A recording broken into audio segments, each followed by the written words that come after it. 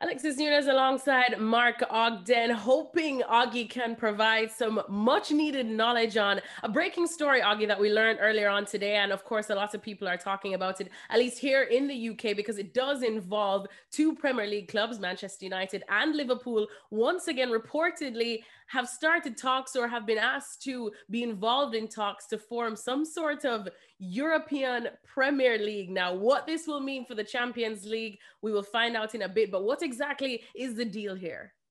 Well, the plan is for Europe's biggest clubs to form a European Super League. It's as simple as that. And it's something that's always been mentioned over the last 10, 20 years. The big clubs have always seemingly wanted to break away to form almost like an NFL style relegation free format whereby the big 18, 20 clubs will play against each other every year, make lots of money. And this time it seems to have the backing of banks big wealthy banks to the tune of $6 billion. So the money involved is huge, and it's a scary prospect for people at UEFA and the FA and the Premier League to try and stop it. But when you dig deeper beneath the headline, I think it's going to be more difficult for this to take off because there's too many obstacles to clear, I think. Well, you said it there that this is definitely this whole European powerhouse Super League is not necessarily a new talk. There have been whispers and murmurs over the last couple of years. So, does anything feel different this time? Why you feel like it might be getting a bit more traction, say, than before? Is it the fact that FIFA kind of seem to have lent their backing to it? Well, the money involved, that's big. I mean, to get it off the ground, you need big money to fund it. And let's be honest, a lot of football clubs right now are struggling for money. Liverpool Premier League champions, they struggled they couldn't get Timo Werner done because Jurgen Klopp admitted the money wasn't there. They took a long time to get the Thiago Alcantara deal done. So Liverpool, champions of England, they need money as well. So the big clubs in a pandemic environment need money. Man United are losing £5 million every time Old Trafford is empty. So that's where this is, ripe for exploitation. But the fact that FIFA reportedly involved doesn't actually stack up because ultimately UEFA could block this. UEFA could, sanction clubs that were involved. The Premier League could sanction clubs involved. The FA could sanction clubs involved. So I don't see how it takes off.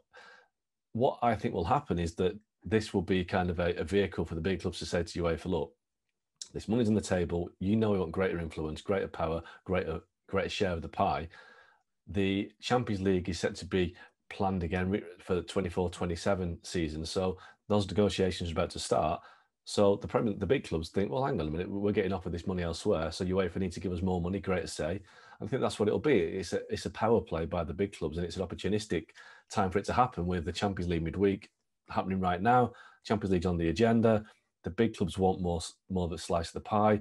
So how convenient that all of a sudden they've got offered a load of money from a big bank to break away. So conspiracy theorists might point to that and think, well, there's too many strange kind of coincidences in this one for it to be true. Oh, these smart little sausages behind all this planning. But like I said, this story broke up just a bit earlier on today. We had a brief talk about it off camera. You didn't seem that bothered then. You don't seem too bothered now. We do hear that there's other clubs as well across Europe, including Italy, that may be involved as well. So for all of the fans, I suppose, and the supporters saying that football is ready to lose its soul, is this kind of like don't worry, it's really not going to go anywhere?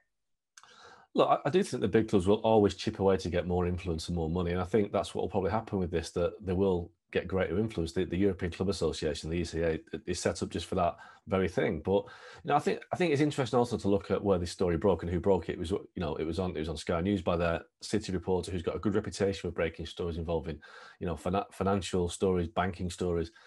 I've been told by somebody kind of quite close to the Premier League in terms of how they do things, that the fact that this was broken by a financial journalist rather than a football journalist tells you that this is meant to appeal to a different market. It's not meant to appeal to the football community. It's meant to appeal to the banking community, the financial community that would get excited by the prospect of, there's a chance to invest in football. So they will see this as a very exciting story to possibly, put their banking funds into. But they won't have the expertise, the football expertise, to realise that the obstacles involved that would have to be cleared for this. It's not just a case of pumping the money in for it to happen. UEFA would have to let it happen. FIFA would have to let it happen. The Premier League, the Football Association would have to let it happen. La Liga would have to let it happen.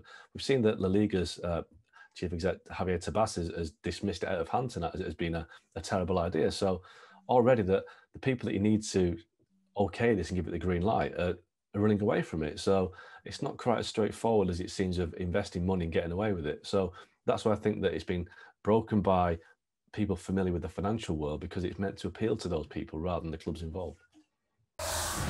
Well, thank you very much for watching ESPN on YouTube. For more sports highlights and analysis, be sure to download the ESPN app. And for live streaming, premium content, and let's not forget as well, ESPN FC 7 days a week. Subscribe to ESPN+.